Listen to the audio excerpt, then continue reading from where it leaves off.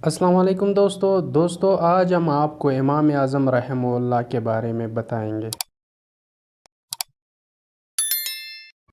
آپ کا نام نعمان بن ثابت بن نعمان بن مرزبان تھے۔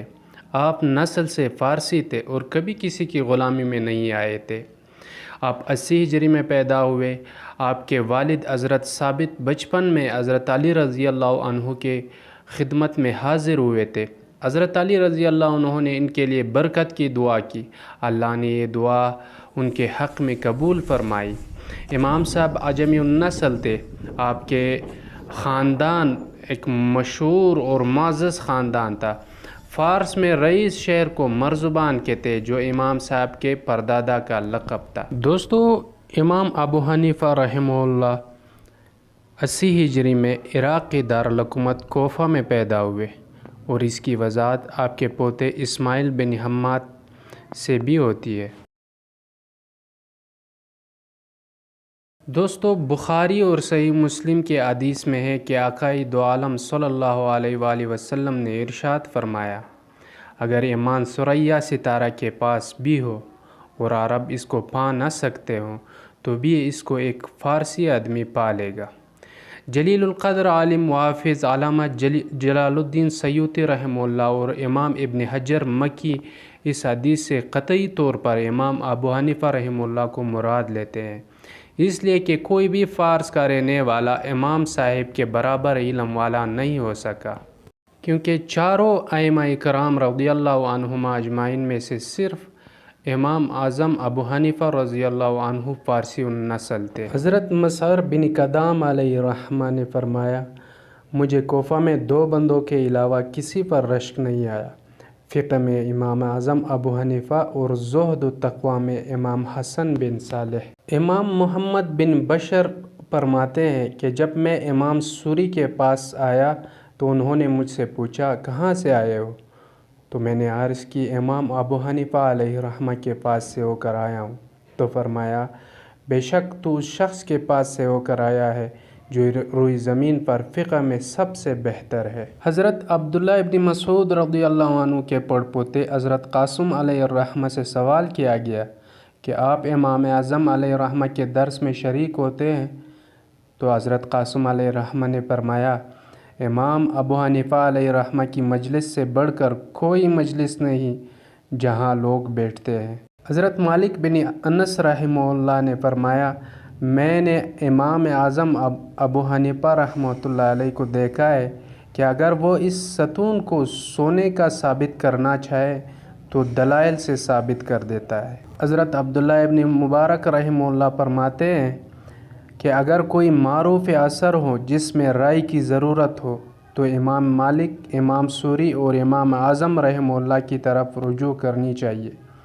امام ابو حنیفہ ان سب سے احسن ہے اور زیادہ ذہین و فطین ہے، اور فقہ میں زیادہ غور و فکر کرنے والے ہیں اور سب سے بہتر مسائل کو سمجھنے والے ہیں۔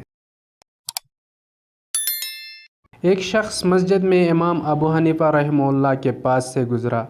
آپ نے عذر فراست فرمایا، یہ ایک مسافر ہے جس کی آستین میں مٹھائی ہے اور یہ لڑکوں کو پڑھاتا ہے۔ دریافت سے معلوم ہوا کہ یہ تینوں باتیں ٹھیک ہے۔ کسی نے آپ سے اس کی وجہ دریافت کی تو فرمایا، میں نے اس کو دیکھا کہ یہ دائیں بائیں دیکھ کر چل رہا ہے، یہ عمل مسافر کیا کرتا ہے۔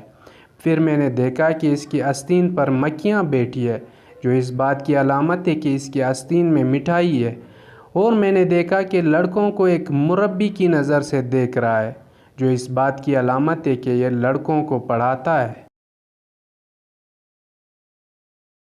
ایک مرتبہ آپ سے کسی رافضی نے پوچھا، سب لوگوں سے زیادہ قوی کون ہے؟ آپ نے فرمایا، ہمارے نزدیک تو حضرت علی رضی اللہ عنہ ہو، کہ انہوں نے جان لیا کہ خلافت حضرت ابوبکر رضی اللہ عنہ کا حق ہے تو اس کو ان کے سپرد کر دیا، اور تم لوگوں کے نزدیک سب سے زیادہ قوی حضرت ابوبکر رضی اللہ عنہ ہے، جنہوں نے بقول تمہارے حضرت علی رضی اللہ عنہ سے خلافت کو جبراً چھین لیا، اور حضرت علی رضی اللہ عنہ ان سے لے نہ سکے۔ یہ جواب سن کر وہ رافضی لاجواب ہو گیا۔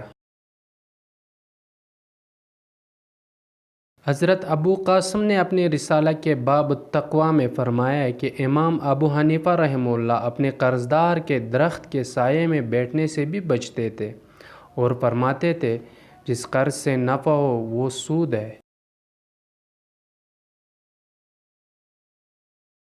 ایک مرتبہ امام ابو حنیفہ رحمہ اللہ کے ایک شاگرد حج کے لیے گئے اور اپنی باندی آپ کے پاس چھوڑ گئے۔ 4 مہینے تک سفر میں رہے۔ جب واپس آئے تو امام ابو حنیفہ رحمہ اللہ سے پوچھا آپ نے اس کو کیسا پایا؟ آپ نے فرمایا جس شخص نے قرآن پڑھا اور لوگوں کے دین کی حفاظت کی اس کو ضرورت ہے کہ اپنے نفس کو فتنہ سے بچائے۔ بخدا جب سے تم گئے ہو اس وقت سے تمہاری واپسی تک میں نے اس کو کبھی نہ دیکھا۔ پھر انہوں نے باندی سے امام ابو حنیفہ کے اخلاق کے متعلق پوچھا۔ اس نے کہا کہ میں نے ان جیسا نہ سنا نہ دیکھا۔ میں نے ان کو دن رات میں کبھی جنابت سے غسل کرتے نہ دیکھا، نہ کبھی دن میں افطار کرتے دیکھا۔ آخر شب میں تھوڑا سا کھانا کھاتے اور ذرا دیر کو سو لیتے، پھر نماز کے لیے تشریف لے جاتے۔ کوفہ میں ایک شخص نعوذ باللہ حضرت عثمان بن عفان کو یہودی کہا کرتے تھے۔ امام صاحب نے اس کے پاس جا کر ایک مرتبہ اس سے کہا میں تمہاری لڑکی کے لیے شادی کا پیغام لے کر آیا ہوں۔ لڑکا نہایت شریف، مالدار، حافظ قرآن، سخی اور عبادت گزار ہے، خدا کا خوف رکھتا ہے، نماز روزہ کا سخت پابند ہے۔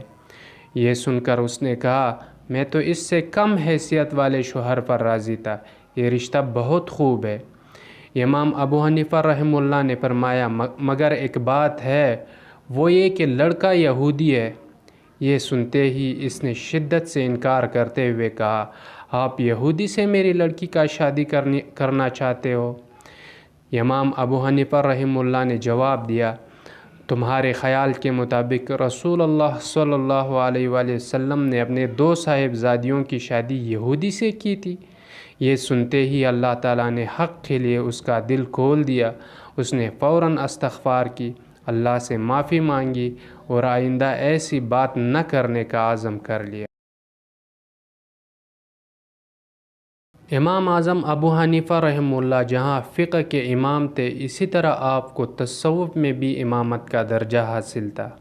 آپ کے دن روزہ کی حالت میں اور راتیں اللہ کے ساتھ راز و نیاز میں گزرتی تھیں۔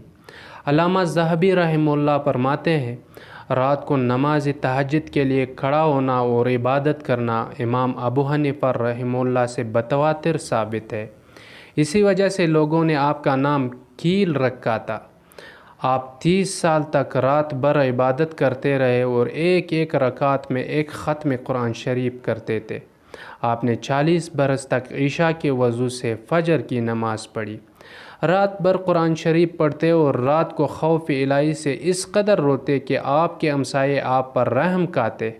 گھر کے جس حصے میں آپ کی وفات ہوئی وہاں 7,000 مرتبہ قرآن شریف ختم فرمایا تھا آپ نے۔ امام صاحب کو اپنے زمانے کے حکمرانوں کے ہاتھوں بڑی تکلیف اٹھائی پڑی تھی۔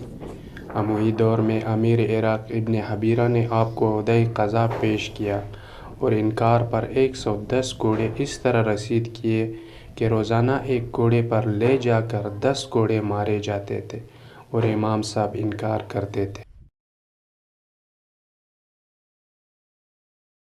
پھر عباسی دور میں ابو جعفر منصور نے آپ کو عہدۂ قضا پیش کیا اور انکار پر جیل خانہ بھیج دیا، جہاں زہر سے رجب 150 ہجری میں شہادت ہوئی۔ میت کو 5 سرکاری ملازم باہر لے آئے اور غسل دیا گیا۔ جنازہ میں 50,000 سے زائد کا مجموعہ تھا۔